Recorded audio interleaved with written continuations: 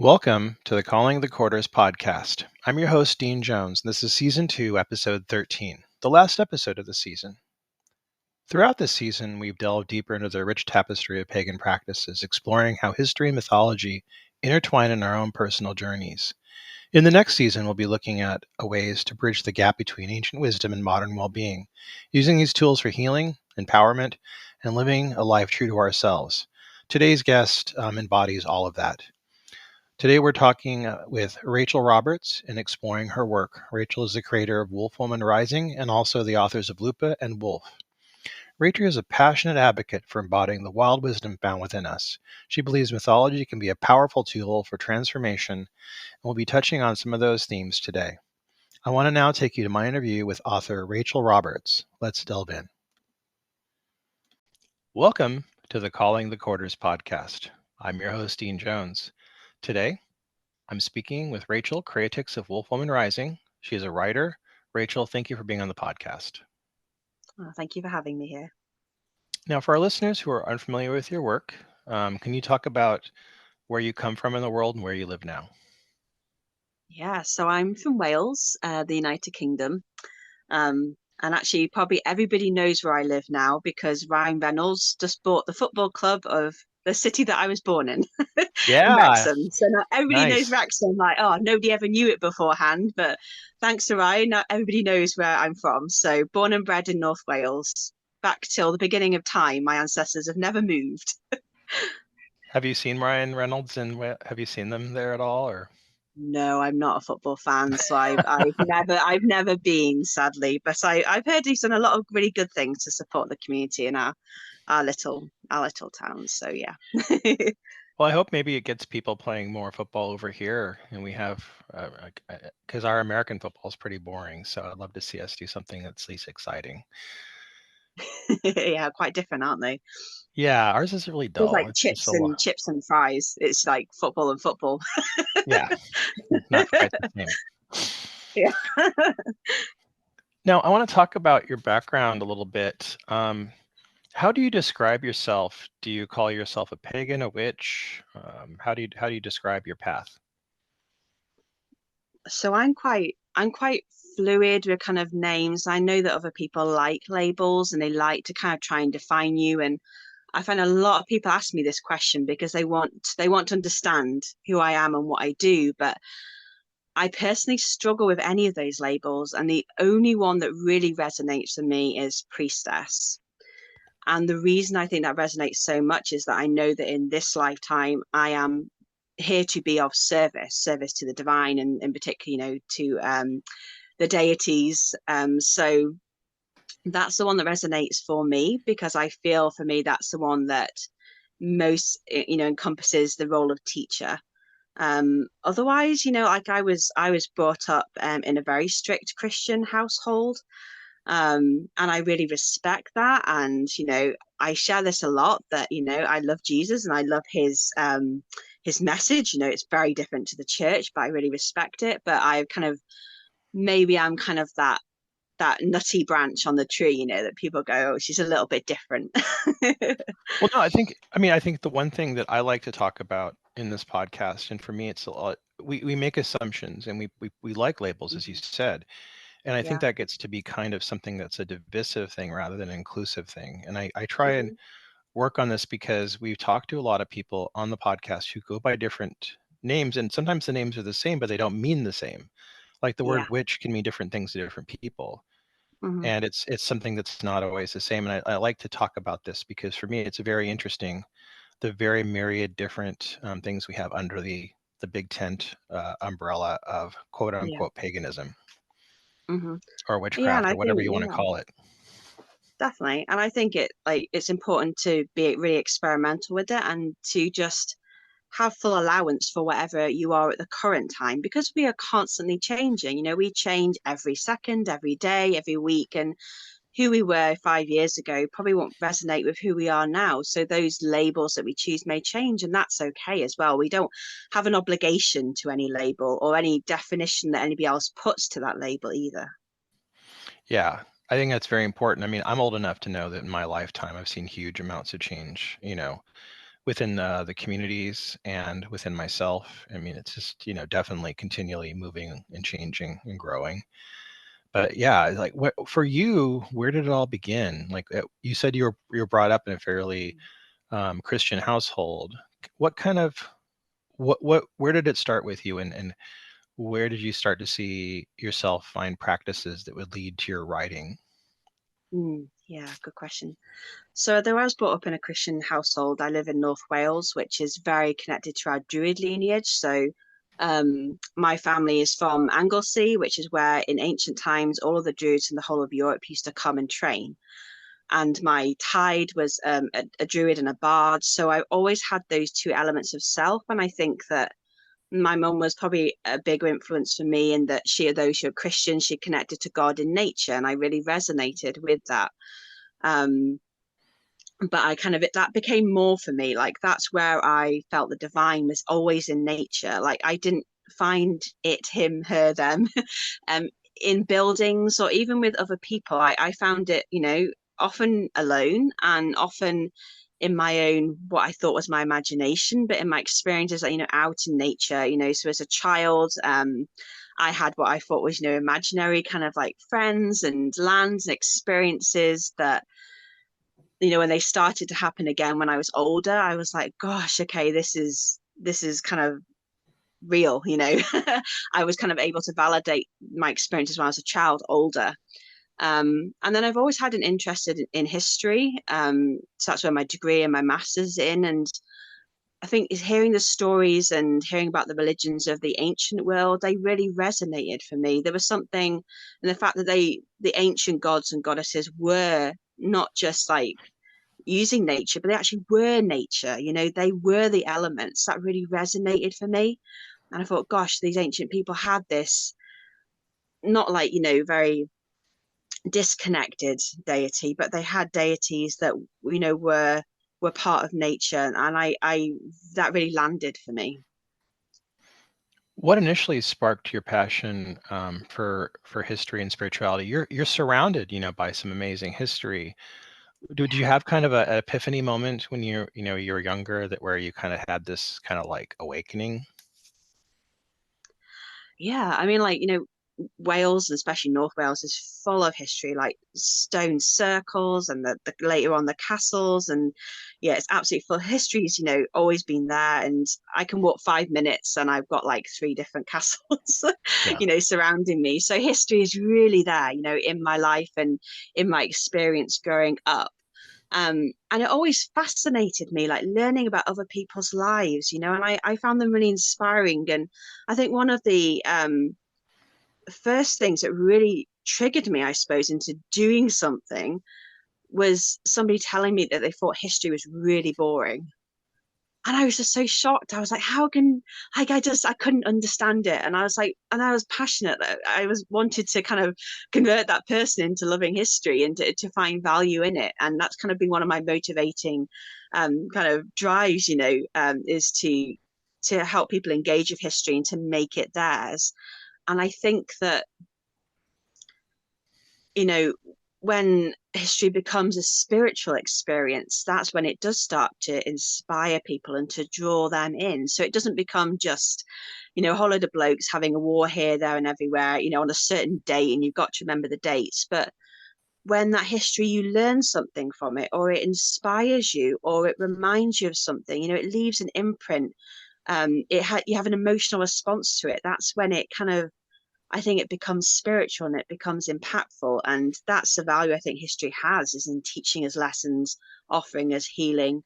Um, and I have found looking at people's stories from the past to be my inspiration, to be my motivation. And I just want to share that with others. And yeah, that person saying history was boring really sent me off on a on a tangent that's still going. I want to talk about Wolf Women Rising. How did that come to be, and what inspired its mission? So Wolfram Rising came about through my work with the goddess Lupa, who my first book is about. Um, I've been a teacher and a facilitator now for almost 18 years, but I felt a shift over the COVID lockdown in that I felt that the only way I could ever describe it to anybody was that my clothes were too small, is that I was ready for expansion and to be supporting, people further out. And I've been very much facilitating local all of that time. And, with the growth of the internet, I felt that expansion and that need. And during that time of feeling I needed that expansion, but I didn't know how, I didn't know when, I didn't know where.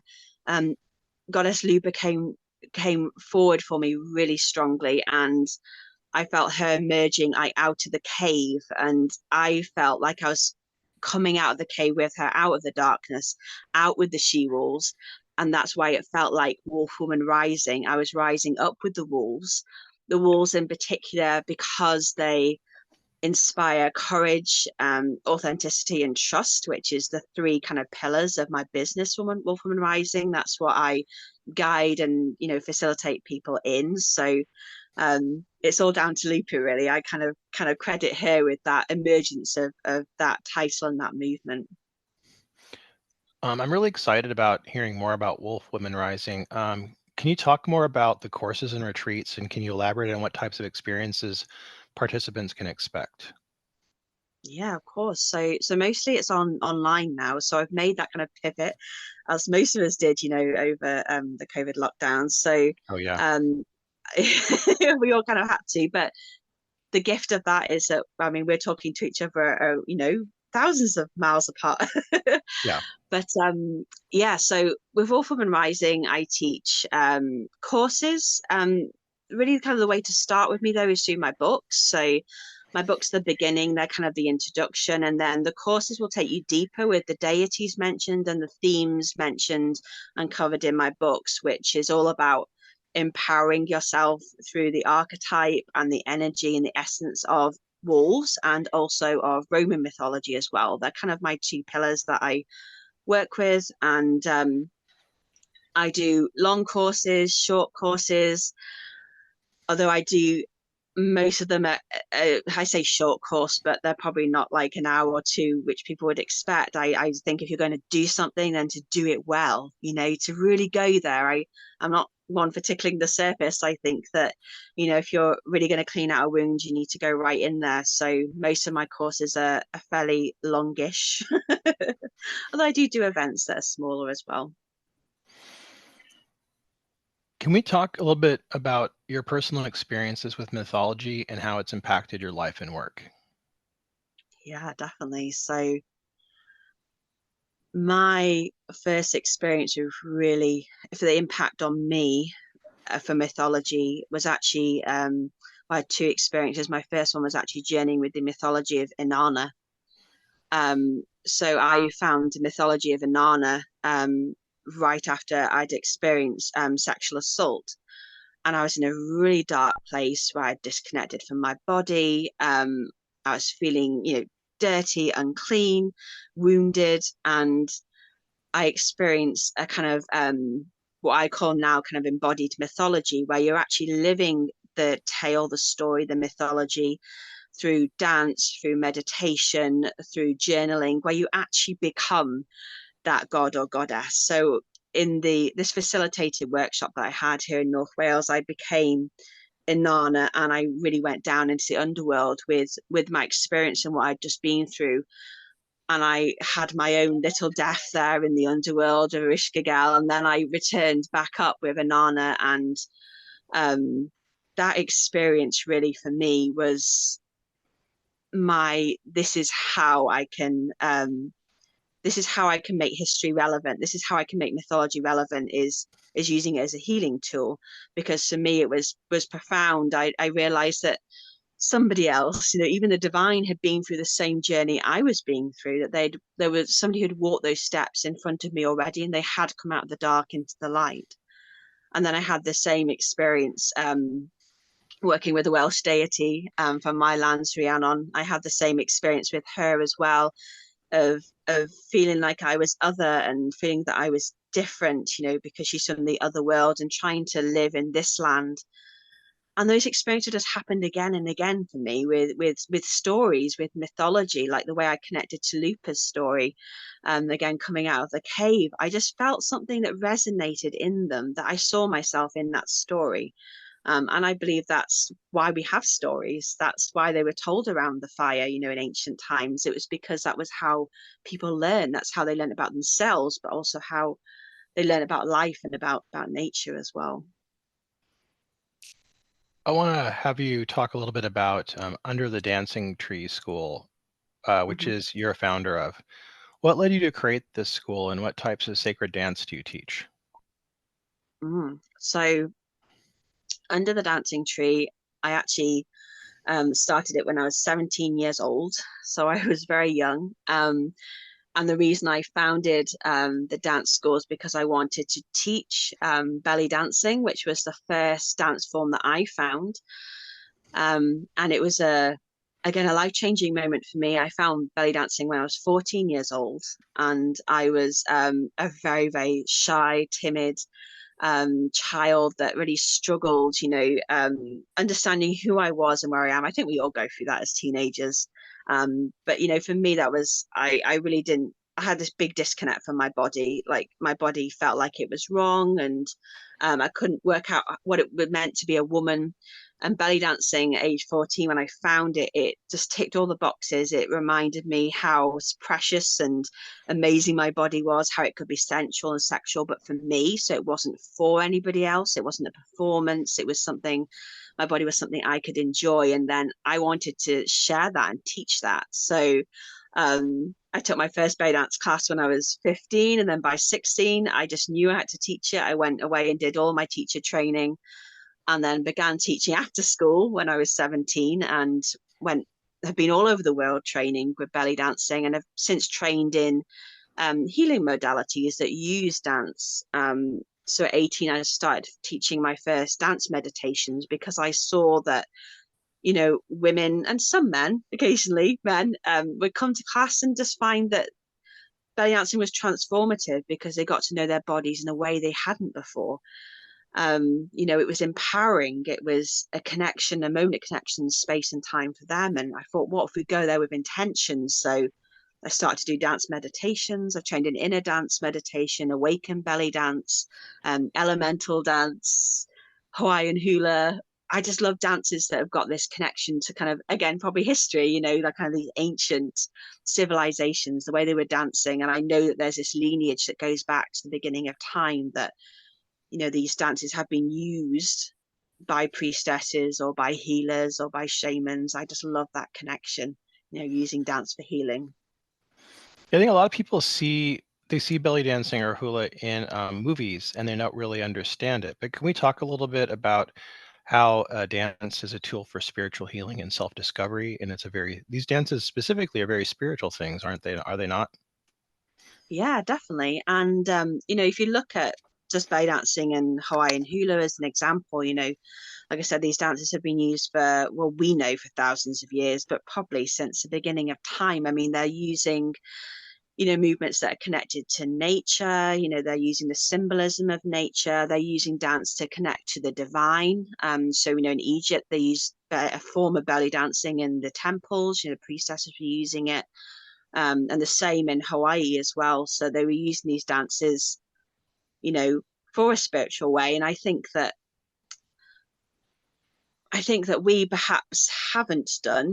Like I think if you look at the traditions of kind of dance in the last few hundred years, it's been very much a social thing or courting or even Yeah. exercise, and a lot of people can be quite shocked, when they think about they just go to their aerobics or their dance class and they just think about getting sweaty and, kind of building muscle and kind of I personally think that they're always going to have a spiritual experience because we do any time that we begin to connect with and move with the body because the body is a source of wisdom for us. It's our home, it's our kind of first port of call when it comes to experience life, experiencing life and knowing, accessing our knowing. Um, and with the awakened belly dance and other forms of dance that I do, we can use them to connect with the chakras and the elements. And that is kind of adding a spiritual aspect on purpose. But I think anybody dancing in any way can have a spiritual experience. Like, I talk to some of my dancers and they're struggling with a move. So I say, just go into your kitchen, put on your favorite music, and don't think, just move. And that's the moment where something clicks inside them because they've had that opportunity to let go. There's no expectations, no judgments. It's just you and your body, and you're having an experience that is internal, rather than external. So it's not someone else looking in or you looking out. It's you with you in that moment, internalizing. You act as a woman's empowerment coach and flower essence practitioner. How do these practices complement your work with Wolf Women Rising? So I kind of combine everything together like baking a cake. Yeah. So with I always start with kind of the mythology. So I start with the history, the story, perhaps a god or a goddess. And then I will find a story perhaps that, it would be great to work through and experience and explore. And then I like to use different approaches because I think everyone's different and there's so many different pathways to experiencing into spirituality. Some people are visual learners, some are audio, some are kinesthetics. They like to move. So the flower essences I will use to support the healing that comes through in mythology. So if the mythology, for example, is about accessing your courage, I would go to the flower essences like borage that are particularly aligned with awakening courage within you. And then the dance would add an extra layer if we were to dance specifically working with the solar plexus, which would also be that courageous kind of aspect. So you'd want to work with big movements, about expanding the body, opening up. So that's kind of how they complement each other. So I see them as different layers and they're adding, and people can choose what resonates. And I think that's, we are as diverse as the flowers, aren't we? And we are so different. And so we have to discern which pathway and which way of doing something works. So I think the flowers or the dance or the meditation, whatever you're using, is just one pathway to healing a particular theme, and you can choose whichever, but I like to offer different ones. Nice. I like that. What does embodying wisdom mean to you, and how do you guide women on this journey? So I share this in my first book that for me, I feel there's a real difference between knowledge and wisdom. And I believe that knowledge becomes wisdom when we embody that knowledge. So knowledge is when we know something. So say I go and read something in a book, I then know that thing. But I believe it becomes wisdom when you actually put that into practice. So I think that wisdom has an element of action to it. In that say a book told me that to have this certain experience would mean that you would have this particular healing. Okay, great, I know that would work, but then I need to actually go and do that thing for me to know it within myself. And that's when it becomes wisdom, when we kind of transmute it within ourselves. We turn it into our own experience. And this is why in my books I'm sharing not just random stuff, but the stuff that has worked for me that I know because I've taken that knowledge, I've read the primary sources, I've read the mythology, and then I have embodied that, and it has become wisdom for me because I've lived it, I've breathed it, I've tested it, I've tried it, and I think that's how it transforms into one to the other. And I think knowledge is great. You can go and read as many books as you want. You can fill your head with knowledge, but I think you know, that knowledge is there to serve a sacred purpose, which is when it becomes the wisdom. We have to turn it into wisdom at some point. What do you think Does some that of the make biggest? sense? Oh, absolutely. Actually, absolutely. Yeah. No, I'm loving all your answers. So thank you. What are some of the biggest challenges women face today, and how can your teaching support them in overcoming these challenges? I actually think that women actually we've got this facing the same problem as men, and I think that is just working out how we live and breathe as humans in this world now with all of our knowledge that we have, because we have so much knowledge. I mean, just look at you can put anything in Google and like instantly, you're given like a million things you could just know. So you've got all this stuff, but it's what do we do with it? And I think that's relevant for all of us. And I think that all of us, that men and women, we're learning now, like especially kind of the rise of the feminine, which has happened over the last 100 years, and the way that the feminine's changed. I think it's now working out how that sits, because that feminine hasn't just risen within the female bodies, but also in the feminine in general. So that's the feminine within men as well. So it's working out how we now kind of come into balance a little bit, because I think that's had the rise, and it's just how to work with that within ourselves. I think, like, I don't know how to put it into words, but like I see like the men around me in particular are struggling with the feminine now, the feminine aspect of self, because this feminine has come into awareness. And I think um perhaps there's going to be a little bit of facilitation for women now in supporting our men folk in kind of like in dealing with this new empowered feminine that's there, within themselves, whether that be the ability to cry, or trusting their bodies and their intuition, or whether that's the feminine around them. um I think that's the important work that's coming up now, is that kind of getting that equilibrium again, that harmony, that concord, whatever you want to call it, is finding that way that we're going to unite. Now, that was a really hardball question, and I really love your answer. Thank you. I probably should have I didn't really do any favors to that question. It's a hard one, but that was a great answer. Thank you. No, but it's an interesting one, like, because I think, like, we ask, a lot of people say, what's most important for you as a woman, and like, I'm not just a woman on my own. I've got the masculine within me, and I'm living with men, and we are working together. So I think that, anyway. No, Yeah. it's something I talk about with my friends a lot, and for me, like, I really think women are moving forward, and men are kind of watching.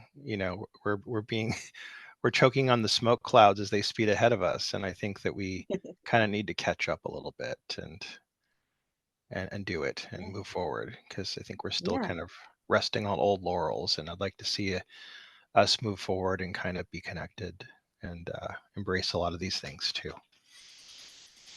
definitely. Yeah, and I hope that happens, because I see so many. I think as women now, we need to be reminded actually how lucky we are to have all the circles that we do have. Because I see so many like retreat centers and yoga studios around me, and they've got women's circles every week, moon circles and menstrual circles.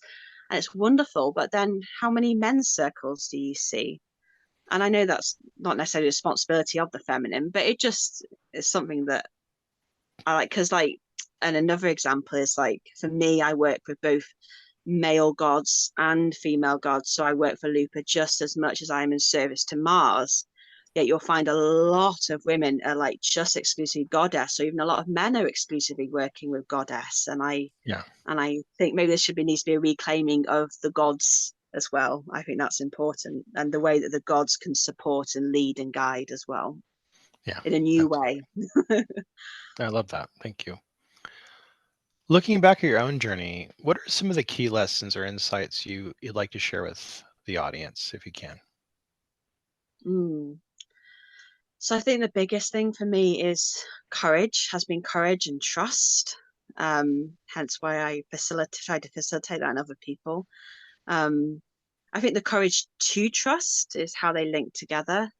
Trusting our bodies, trusting life, trusting the divine, trusting that our path is meant to be the way it is, and trusting that we also have a purpose and that we have a destiny. And then the courage to then use all of that to go forward with that, to share ourselves. So once we trust ourselves, how can we courageously share that? Once we trust the divine, how can we courageously love the divine and serve the divine? And those have been the two biggest ones for me. Like I said, being a child, that was shy and felt like I was wrong and different because of like the family I was brought up in. That has been my biggest lessons. And I think that I see so many people that they want to do something, or that, they have these desires, these dreams in themselves, and they're just not doing it. And they're just not doing it, but they're not doing anything.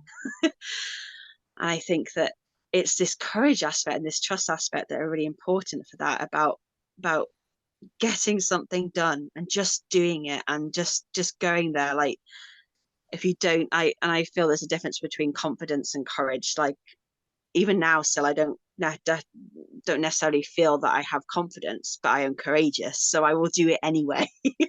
I will just go for it anyway. I will do it anyway. I will trust anyway. And I think sometimes we just have to get ourselves moving. We kind of indulge ourselves, or we sit back and relax too much in the meditation and the connecting to the divine, but we need to do something as well with that. We need to put the love into action. We need to put the divine connection into action. That's what's been important for me, and that's what I hope I'm bringing forth and inspiring in others. I love that. Thank you. What are some exciting upcoming projects or initiatives you have planned for Wolf Women Rising? Ooh, so at the moment, I'm fully in kind of book mode. So I've got my second book, Wolf, is coming out in August. So that's a guide in how to embody your inner wolf. It's connecting to wolf deities, gods and goddesses, and mythology, bringing forth the energy of Fenrir. And then I'm also just completing my third book, which is Pantheon the Romans. So it's exploring religion in ancient Rome and the gods and goddesses of ancient Rome. And oh gosh, that's been a lot of research. So I'm finally drawing that up, and that one will be out next year. But yeah, Wolf out soon. Very nice. Is it available for pre-purchase, or are you still working on it? So Wolf is pre-order. That's open now. Okay. Yeah, you can go on, get that on Amazon or wherever you get your books. I'll put links to that in the bio so people who are listening now can know they can just click and get that. Yeah, great. Thank you. And Lupa's already out, so you can go and explore her anytime. Nice. I'll put that as well. Now, just one little last bit. Do you have any final advice or words of inspiration for our listeners who are interested in exploring their own wildness and purpose? Mm, yeah, I would say, I just want to remind you that you all have a purpose. Sometimes we feel like, why am I here? Like, I really don't make any difference. I can't make any difference. But every single one of you makes a difference, and every single one of you has a destiny and has a purpose. You are here for a reason. And if you want to explore that reason, then I invite you to look into your life so far. So, what do you trigger in other people, or what have your lessons been about? What have your experience been about? They will have been, oh, pretty tap. They, sorry, my It's cat's okay. downstairs. He's locked up. Like, My oh, cat surprised me. I didn't know the cat was in the room. oh, the cats. Yeah, me too. Um, so yeah, so just you've been given your body for a reason. So the way that you talk, the way that you move, the way that you think, and the way that you feel has all been given to you for a reason. I believe we have a divine blueprint, that's kind of set before we come here. And every single one of us has that. And no one is of more value than another. You may not become president. You may not, become a leader that has millions of people. You may just have 10 people following you, but you're of no less value and you're no less worth. What you're contributing is really important, and it is contributing to the whole. I mean, no star is less beautiful than another. They all just kind of sparkle in their own way. So that would be my parting advice. You are amazing, you are wonderful, and you're exactly as you're meant to be. Rachel, I want to thank you for being on the podcast. I've really loved getting to talk to you and hearing about your work. Thank you for being here. It's been just so lovely talking to you. Great, thank you so much. That's all the time we have for today on Calling the Quarters. A big thank you to Rachel Roberts for joining us and sharing her insights on the bridge between history and spirituality, mythology, and well-being. We have links for books and a link to Under the Dancing Tree School of Sacred Dance and Healing in the bio. As we wrap up Season 2, remember that Season 3 is just around the corner. We'll be continuing our exploration of pagan practices, delving deeper into the connections between history, mythology, and personal growth. In the meantime, be sure to connect with us on social media and Instagram and Facebook. We love hearing from our listeners. Until next time, thank you for joining us on Calling the Quarters.